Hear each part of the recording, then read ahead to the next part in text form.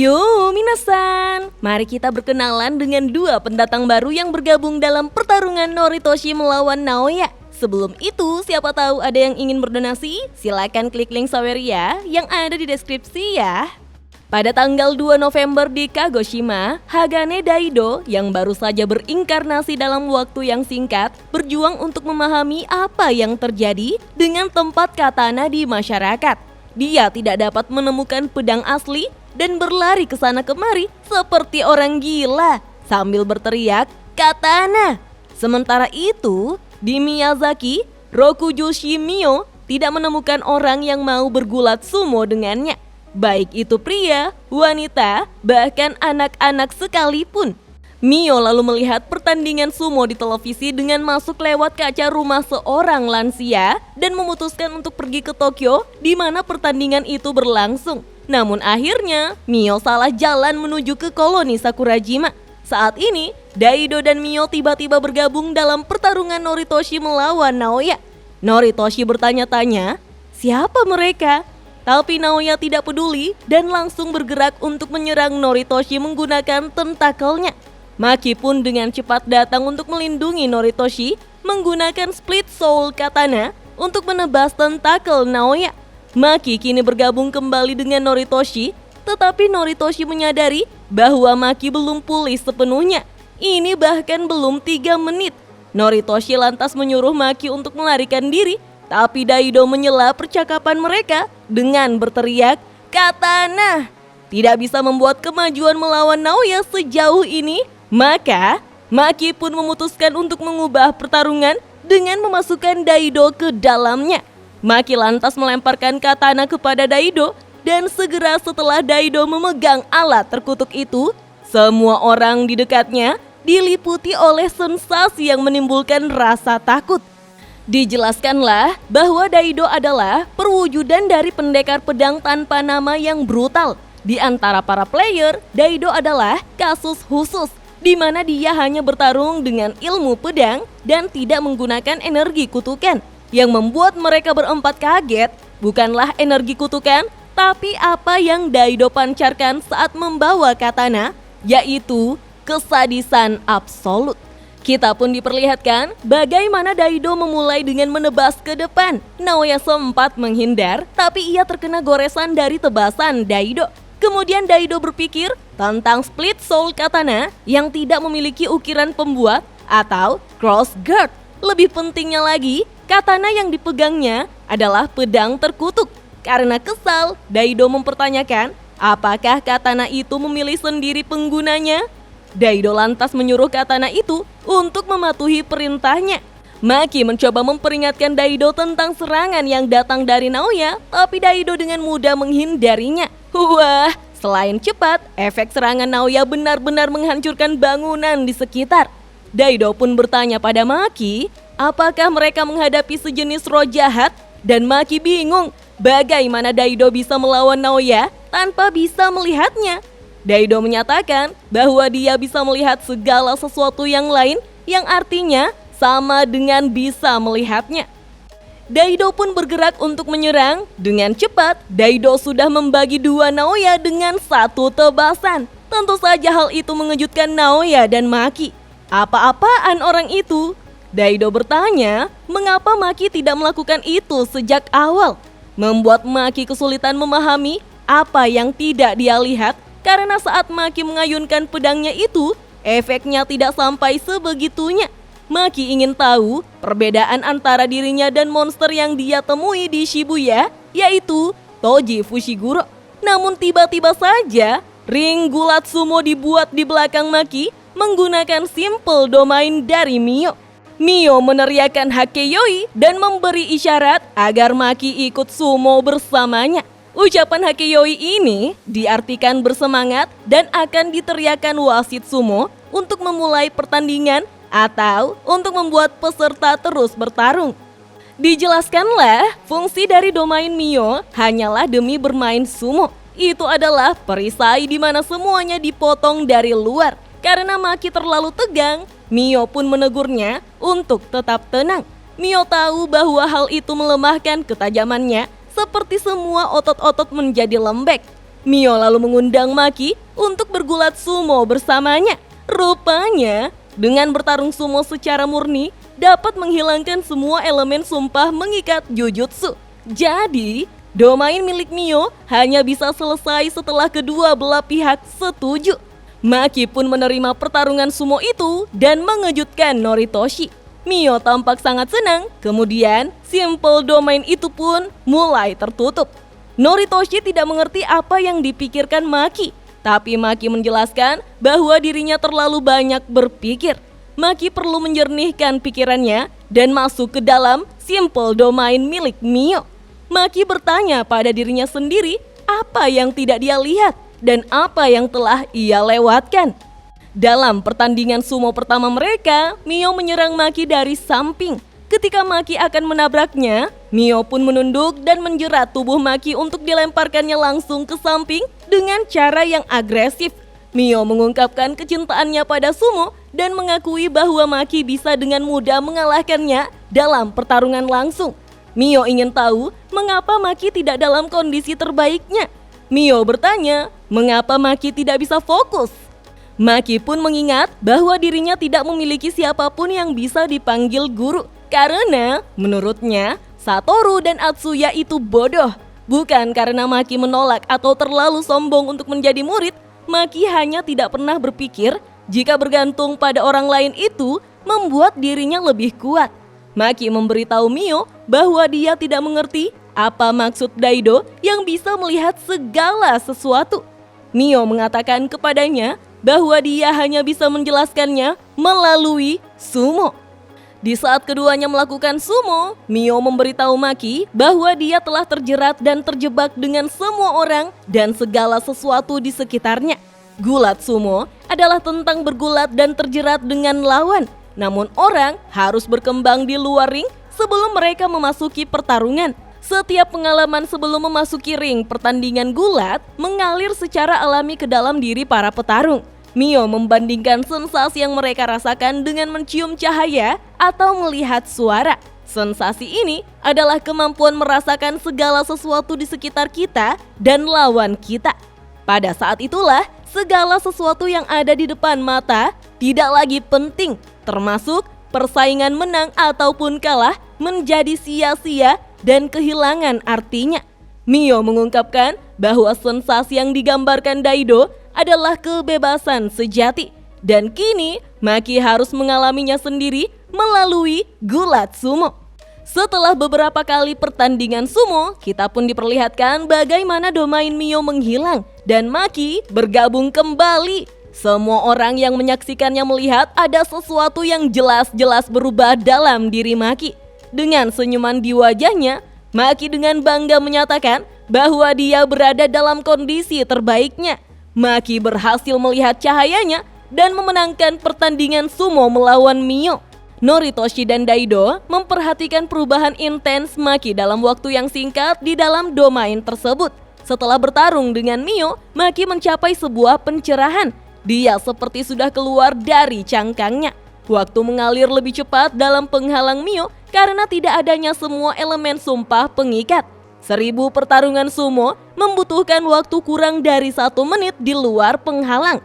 Tapi meskipun Mio telah dikalahkan, dia memegang sportivitas tinggi dan terus bergumam bahwa sumo adalah yang terbaik.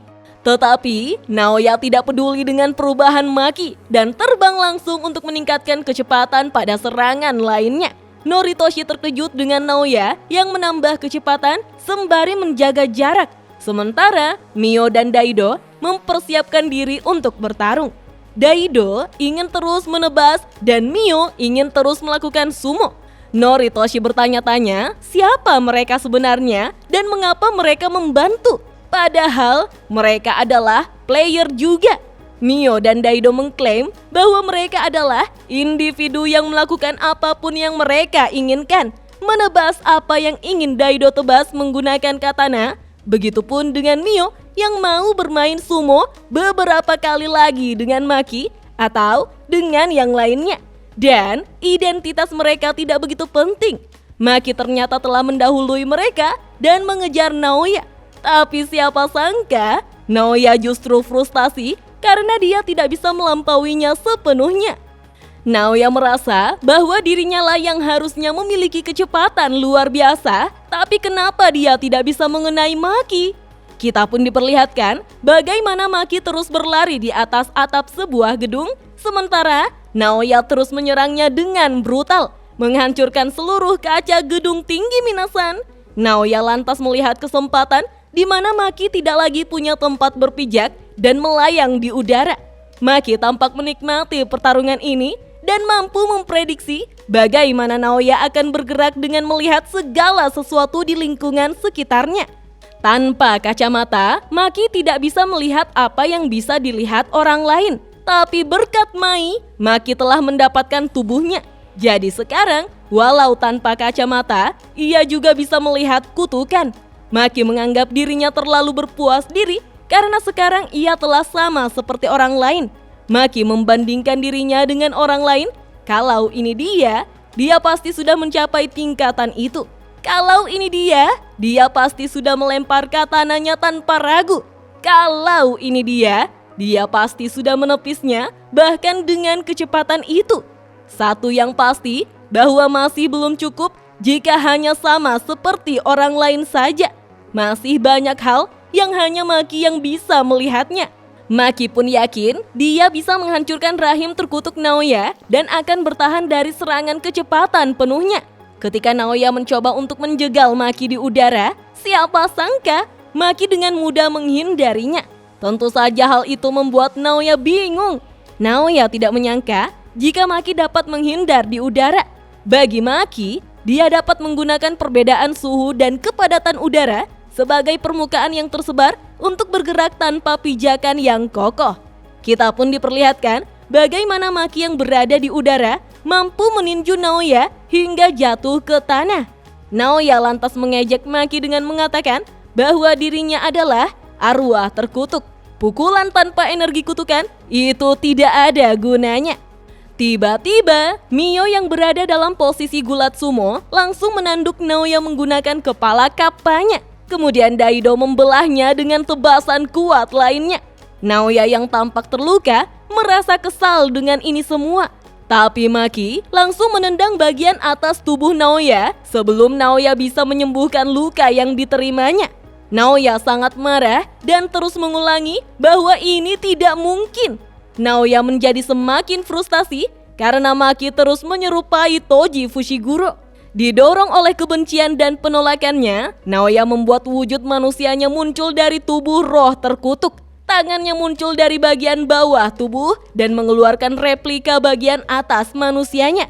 Dia sekali lagi menyatakan bahwa orang yang seharusnya mendukung Satoru dan Toji adalah dirinya sendiri. Semua orang lantas terkejut melihat Naoya yang sekarang telah melakukan domain expansion bernama Temporal Womb Moon Place. Kita pun diperlihatkan bagaimana Naoya menjebak Hagane Daido dan Rokujushi Mio di dalam perluasan domainnya. Keduanya diserang oleh sesuatu yang berbentuk roll film tepat di leher mereka. Naoya tampak senang dengan hal itu, tetapi efek serangan otomatis dari domain tersebut tampaknya tidak menimbulkan luka apa-apa. Jadi, kedua petarung itu memutuskan untuk menyerang Naoya. Namun, begitu mereka mulai bergerak, luka berdarah muncul di sekujur tubuh mereka. Apa yang terjadi? Naoya menjelaskan bahwa siapapun yang berada di dalam domainnya harus mematuhi aturan 24 FPS dari sihir proyeksi. Siapapun yang Naoya sentuh harus bergerak seperti Naoya. Jika tidak, mereka akan membeku selama 1 detik. Di dalam domain tersebut, target teknik kutukan seolah-olah terbagi secara halus. Setiap sel menjadi target teknik kutukan. Siapapun yang tidak mematuhi aturan akan membuat selnya menjadi tidak stabil dan mengeluarkan banyak darah karena luka yang terjadi seketika. Mio lantas jatuh ke tanah, membuat Naoya memuji kemampuannya sendiri sampai dia menyadari bahwa dia masih tidak dapat menemukan Maki di dalam domainnya sendiri. Meski Maki tidak punya energi kutukan seperti Toji, harusnya Naoya tetap bisa tahu Maki ada di mana. Daido kini mencoba menyerang, tetapi lengannya yang memegang katana lalu terpotong. Naoya menyuruhnya berhenti main-main dan jangan melakukan perlawanan yang tidak perlu. Daido lalu tersenyum ketika Maki mengambil katana dari tangan Daido yang terputus dan langsung menusuk punggung Naoya dengan katana itu.